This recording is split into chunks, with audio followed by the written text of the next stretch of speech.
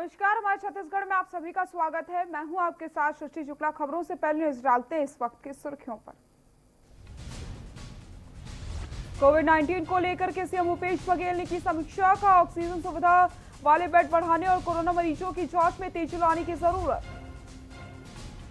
रमन सिंह का सीएम बघेल पर शाराना तंज, बोले तुम कुछ और हो, नजर कुछ और आते हो। बीजापुर में नक्सलियों ने की फॉरेस्ट रेंजर की हत्या। ग्रामीणों को मजदूरों का भुगतान करने आया था अफसर, धारदार हथियार से उतारा मौत के घाट।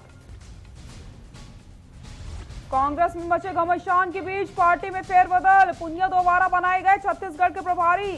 साहू बोरा सीडब्ल्यूईसी में नहीं। 13 सितंबर को सीएम भूपेश बघेल का लोकवाणी कार्यक्रम। समावेशी विकास आपकी आस विषय पर करेंगे चर्चा। आकाशवाणी के सभी केंद्रों पर होगा प्रसारण। महासमुंद में जमीनी विवाद को लेकर के एक परिवार में खूनी संघर्ष। 3 लोगों को उतारा मौत के घाट, 4 की हालत गंभीर। आप देख रहे हैं के न्यूज, खबरों का सारथी। रुक करते हैं खबरों का। मुख्यमंत्री भूपेश बघेल ने कोविड अस्पतालों और कोरोना केयर सेंटर्स में ऑक्सीजन सुविधा वाले बिस्तरों की संख्या बढ़ाने की ही साथ ही कोरोना के संदिग्ध मरीजों की जांच में तेजी लाने और जांच का दायरा बढ़ाने के निर्देश जारी किए हैं। उन्होंने कोविड अस्पतालों और आइसोलेशन सेंटर्स में ज्यादा से ज्यादा डॉक्टरों और नर्सों की मौजूदगी सुनिश्चित करने के निर्देश दिए, जिससे उनकी बेहतर तरीके से देखभाल हो सके। बैठक में मुख्यमंत्री बघेल डॉक्टरों और नर्सिंग स्टाफ को अस्पताल के वार्डों में नियमित राउंड के साथ ही वहां भर्ती मरीजों में सतत संवाद बनाए रखने, इसके लिए उन्होंने मेडिकल कॉलेज के पोस्ट ग्रेजुएट छात्रों और नर्सिंग कॉलेजों के अंतिम वर्ष के विद्यार्थियों की सेवाएं लेने का भी सुझाव दिया। कोरोना संक्रमण के बढ़ते मामलों को रोकना बड़ी चुनौती है, इसलिए आगे भी युद्ध स्तर पर काम करना जरूरी है। इस बैठक में स्वास्थ्य मंत्री टीएस सिंहदेव, गृह मंत्री ताम्रध्वज साहू, कृषि मंत्री रविंद्र चौबे, मुख्यमंत्री के सलाहकार विनोद वर्मा, प्रदीप शर्मा, राजेश तिवारी और रुचिर गर्ग, मुख्य सचिव आरपी मंडल, स्वास्थ्य विभाग की अपर मुख्य सचिव रेणु जी पिल्ली और मुख्यमंत्री के अपर मुख्य सचिव सुब्रत साहू भी मौजूद रहे।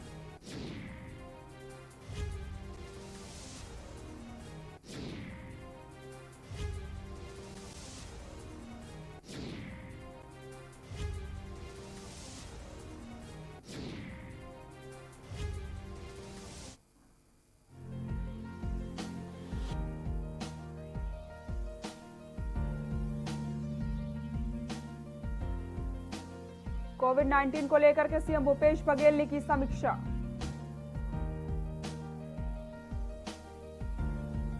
मंत्री और वरिष्ठ अधिकारियों के साथ उच्च स्तरीय बैठक। ऑक्सीजन सुविधा बढ़ाने वाले बेड बढ़ाने के निर्देश। कोरोना मरीजों की जांच में तेजी लाने की भी जरूरत।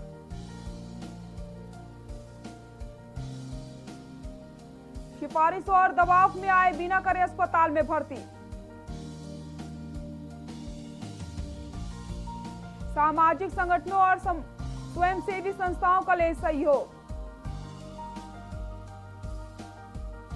मेडिकल कॉलेज के पोस्ट ग्रेजुएट छात्रों के लिए निर्देश। नर्सिंग कॉलेजों के विद्यार्थियों की सेवाएं लेने का भी सुझाव। वेबसाइट और ऐप पर जानकारी उपलब्ध कराने को कहा।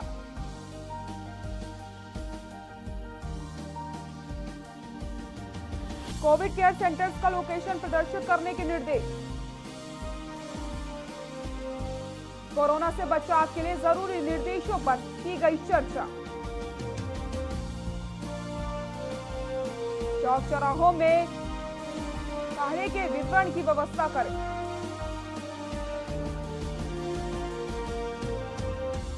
सर्जहर चूर्ण काढ़ा के सेवन को बढ़ावा देने के लिए भी बात कही गई। ट्रूनॉट के जरिए कोरोना जांच की संख्या बढ़ाने को कहा। अंतिम संस्कार में सामाजिक संस्थाओं से ले सुझाव।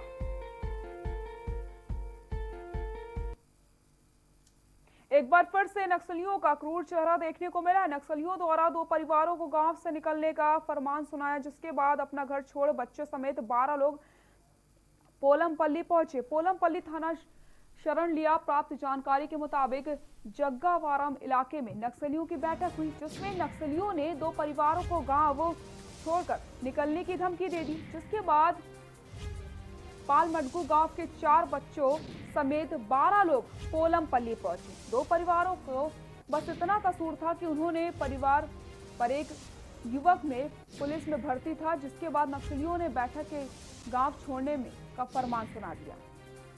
एसडीओपी अखिलेश कौशिक ने कहा कि 2 परिवार गांव छोड़कर पोलमपल्ली आए, जहां रुकने की व्यवस्था करी गई। नक्सली धमकी के बाद दोनों परिवार गांव छोड़कर पहुंचे हैं। नक्सलियों के द्वारा आम लोगों को हमेशा तकलीफ दी जाती है और उनका क्रूर चेहरा एक बार फिर से देखने को मिला।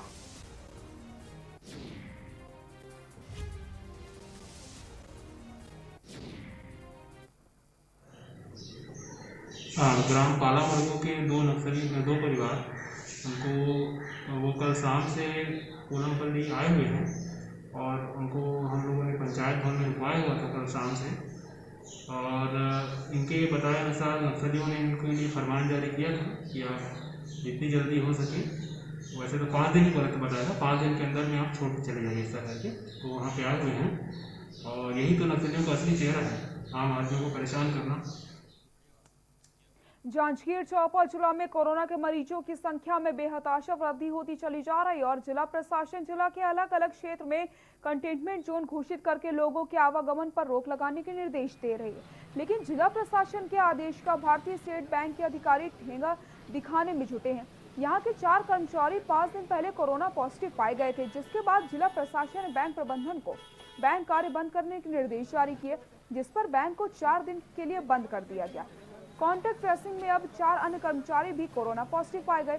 अब जिला प्रशासन ने बैंक खुलने की छूट देते हुए कम से कम उपभोक्ताओं को सोशल डिस्टेंसिंग और सैनिटाइजेशन के साथ ही मास्क लगाने के बाद ही बैंक में प्रवेश देने के निर्देश दिए। लेकिन बैंक प्रबंधन में लोगों की भीड़ लगी रहती है और नियमों को ताक पे रख करके यहाँ पर काम किया जा रहा है।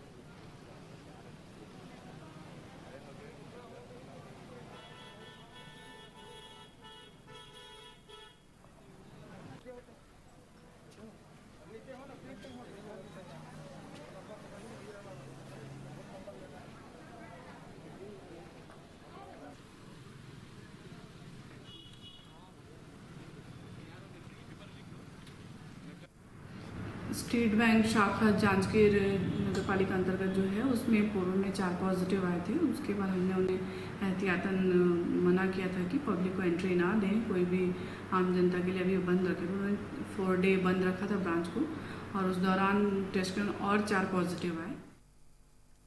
अंबिकापुर नगर निगम क्षेत्र के अंतर्राज्यीय बस स्टैंड के आसपास अवैध कब्जा जोरों पर है, लेकिन इस ओर किसी का ध्यान नहीं जा रहा। आपको बता दें, नया बस स्टैंड बनाने के बाद से ही यहाँ के व्यावसायिक प्रतिष्ठानों को व्यवस्थित करने के लिए दुकानों का निर्माण किया गया, लेकिन इसके दूसरी तरफ अवैध तरीके से जहां जिसको मन किया उसने वहां पर गुमटियों को रखने का काम किया, जिससे कि बस स्टैंड अव्यवस्था में तब्दील होता नजर आ रहा है। वहीं इस बारे में स्थानीय लोगों ने बताया कि यहाँ पर बिना नगर निगम जानकारी के अस्थायी रूप से गुमटियों का निर्माण करवाया जा रहा है। इधर निगम के महापौर ने बताया कि कोरोना काल में जो बेरोजगार हो चुके हैं उन्हें अस्थायी रूप से ठेला लगाने की अनुमति मेरी ओर से दी गई है। अगर बेरोजगारों की तरफ से अस्थायी रूप से गुमटियां लगाई जा रही हैं तो उसे नगर निगम के अमले के द्वारा हटाया जाएगा, जिससे कि कोई अवैध कब्जा ना हो सके।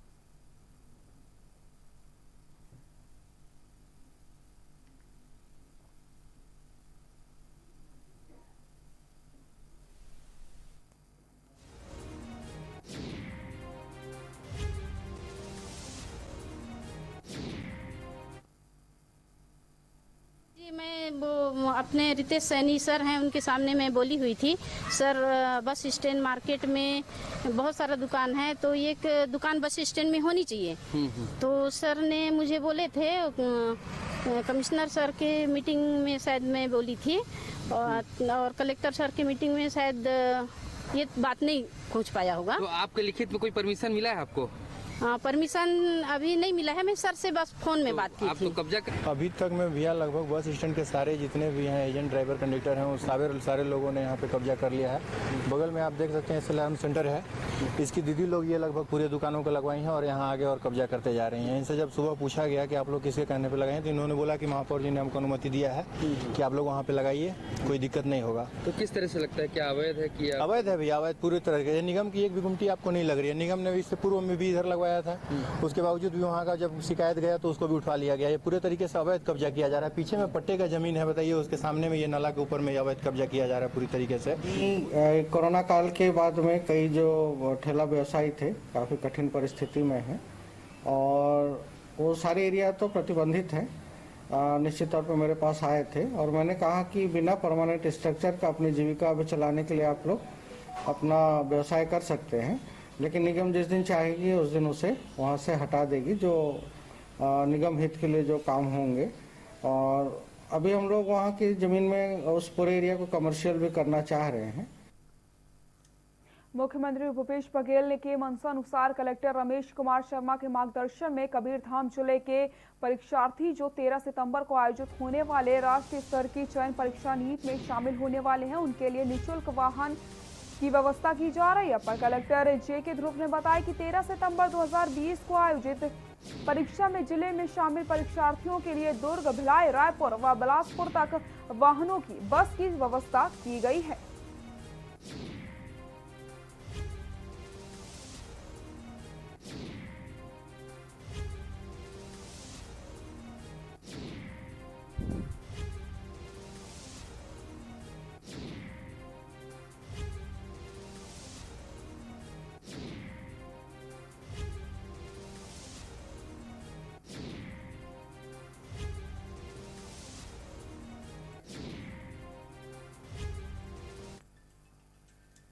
धमंतरी जिले के मगरलोड थाना क्षेत्र क्राइम के मामले में आए दिन सुर्खियों में रहते हैं। ऐसा ही एक घटना मगरलोड थाना क्षेत्र में हुई है, जहां पर नाबालिग लड़की को युवक द्वारा शादी का प्रलोभन देकर के लगातार दुष्कर्म किया जा रहा था। एक समय ऐसा आया कि नाबालिग लड़की,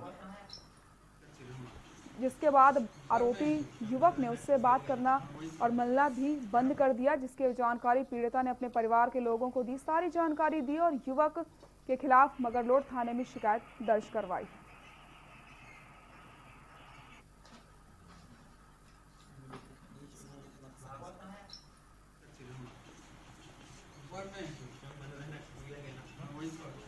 दिनांक 11/9/20 को प्रार्थिया की रिपोर्ट पर थाना मगरलोड में अपराध क्रमांक 165/20 धारा 376, 506 कायम कर विवेचना में ले गया। विवेचना दौरान आरोपी लक्ष्मी नारायण यादव, पिता नरेश यादव, साकिब फरूज 21 वर्ष को गिरफ्तार कर रिमांड पर जेल भेजा गया। एक और जहां बिलासपुर पुलिस लगातार लोगों को साइबर क्राइम के लिए जागरूक कर रही है, वहीं दूसरी तरफ लोग लालच के कारण लगातार साइबर क्राइम के शिकार हो रहे हैं। आपको बता दें, नगर के सैनिक ने करोड़ों के लालच में आकर के 65 लाख रुपए गंवा दिए। दरअसल जिले के सीपट थाना क्षेत्र के ग्राम हरदाढी निवासी जनक राम पटेल को ठगों ने कॉल करके 2 लाख रुपए का लकी ड्रॉ जीतने की बात कही, जिसके बाद उससे रजिस्ट्रेशन जीएसटी के नाम पर रुपए मांगे। फिर बाद में जब सैनिक को इनामी रकम नहीं मिली तो सैनिक ने पुलिस में ठगों के खिलाफ रिपोर्ट दर्ज करवाई। तो पुलिस ने मामले की गंभीरता को देखते हुए धोखाधड़ी का मामला दर्ज करके ठगों की छानबीन में जुट गई।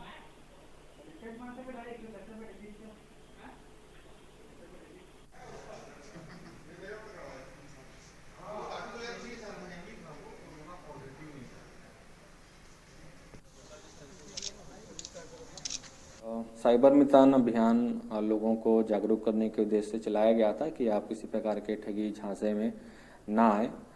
इसी प्रकार की एक ठगी का एक केस रिपोर्ट हुआ है इसी अभियान के दौरान, इस अभियान के वीक में, जिसमें एक व्यक्ति को जनवरी महीने में 24 जनवरी को उसे फ़ोन आया था कि आपका जियो लकी नंबर है और इसमें आपको ऐसे लॉटरी लगी है, आप 15,000 रुपये जमा कराएं। ऐसा करके उन्होंने शुरू किया था और बाद में उनको झांसे में लेते हुए कि आपका जो लॉटरी है वो अब आपको 1 करोड़ मिलने वाला है, 2 करोड़ मिलने वाला है और ये हमने आपके खाते में जमा कर दिया है।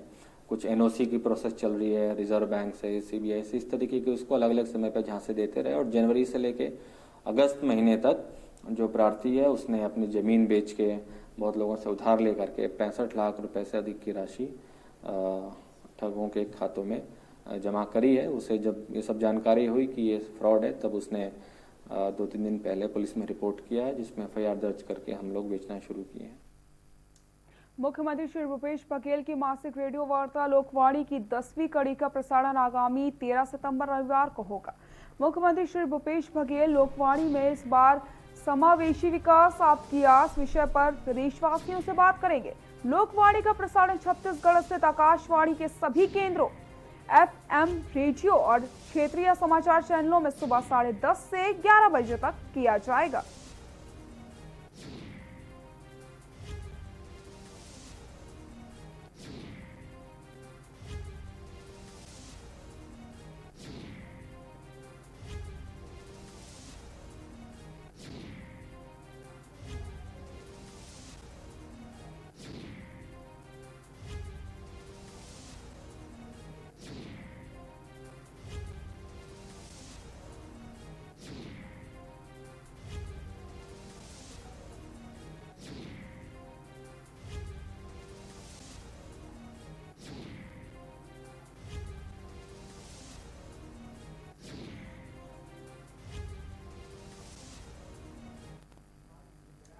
जांजगीर चांपा जिले के मुख्यालय के नहरिया बाबा मंदिर और रेलवे ट्रैक के किनारे एक महिला की खून से शनि लाश देख करके इलाके में सनसनी फैल गई। शव मिलने की सूचना मिलते ही नैना पुलिस मौके पर पहुंची और शव को पंचनामा भर करके पोस्टमार्टम के लिए भिजवाया गया। पुलिस के मुताबिक मृतका कोशमंदा गांव की रहने वाली लता कश्यप थी, जिसकी शादी पामगढ़ चंदीपारा में कन्हैया कश्यप के साथ हुई। शादी के कुछ समय के बाद ही पति पत्नी के बीच विवाद होने लगा। इसी विवाद के कारण पति कन्हैया लाल कश्यप ने अपनी पत्नी लता कश्यप की हत्या कर दी। पुलिस ने आरोपी को गिरफ्तार कर लिया है।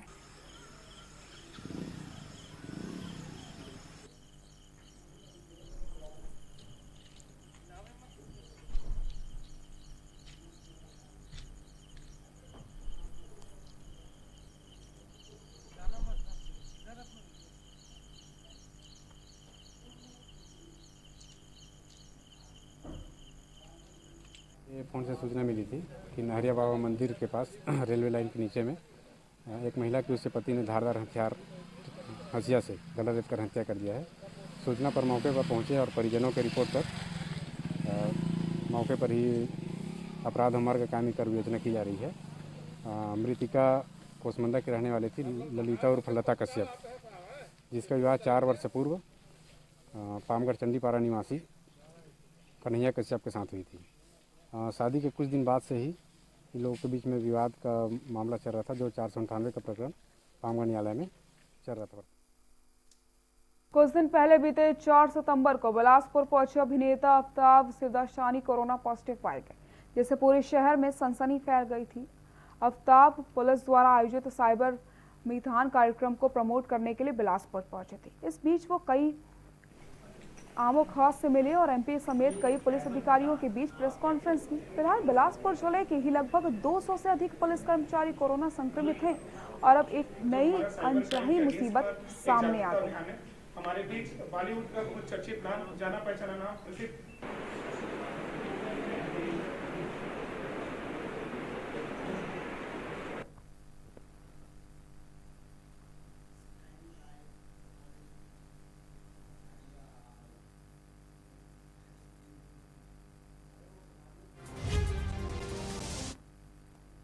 रायगढ़ कलेक्टर भीम सिंह ने एडवांस लाइफ सपोर्ट सुविधा युक्त एम्बुलेंस को हरी झंडी दिखाकर रवाना कर दिया। ये एम्बुलेंस सेवा सीरियस मरीजों के लिए महत्वपूर्ण होगी और इसे सामान्य मरीजों को अस्पताल पहुंचाने के लिए उपयोग किया जाएगा।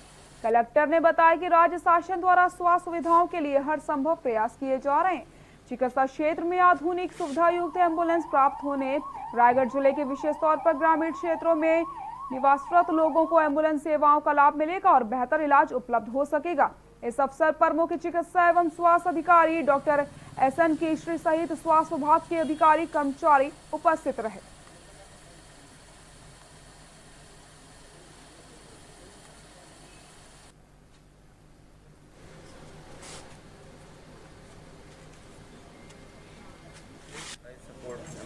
आएंगे अपने जिले में। ये बहुत कम जिलों में है, जो बड़े जिले हैं वहीं पर है।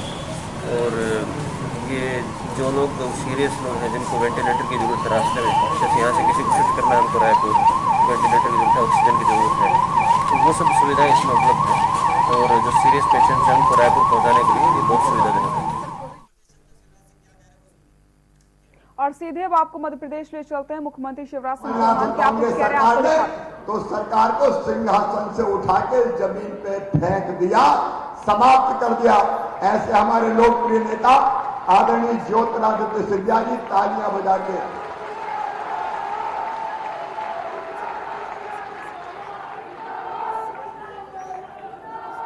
और जिस विधायक ने केवल 1.25 साल में अपनी विधायकी छोड़ी इसलिए कि सरकार गिरे, वो कमलनाथ की बेईमान सरकार के साथ नहीं रहना चाहते थे। आपकी खातिर, मुरैना के विकास की खातिर जिसने विधायकी ठुकरा दी, ऐसे हमारे साथी रघुराज कंसाना जी, उनका भी तालियां बजा के स्वागत कीजिए। पूर्व मंत्री हमारे वरिष्ठ नेता जिन्हें विकास की अनेकों सौगातें दी मुरैना को, आदरणीय रुस्तम सिंह जी,